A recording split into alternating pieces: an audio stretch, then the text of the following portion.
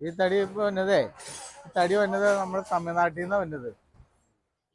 തമിഴ്നാട്ടിൽ കോയമ്പത്തൂർ മട്ടി എന്നാ അതിന് പറയണ. കോയമ്പത്തൂർ മട്ടി, അത് കോയമ്പത്തൂർ മട്ടി എന്നാ പറയാ. അവിടെ നിന്നാണ് ഇപ്പൊ നമ്മൾ ഇങ്ങോട്ട് കൊണ്ടുതന്നെ. ആ, ആദ്യമൊക്കെ നമ്മുടെ നാട്ടിലൊക്കെ ഇത് സുലഭമായിട്ട് കിട്ടുമായിരുന്നു മട്ടി. ഇപ്പൊ അത് നമ്മുടെ നാട്ടിൽ ഇപ്പൊ ഇല്ല. തീപ്പെട്ടി കമ്മിയൊക്കെ നിന്നു പോയില്ല, ഈ മരം കിട്ടാത്ത കാരണം കൊണ്ടാണ്. തമിഴ്നാട്ടിൽ ഇത് സുലഭമായിട്ട് കിട്ടും.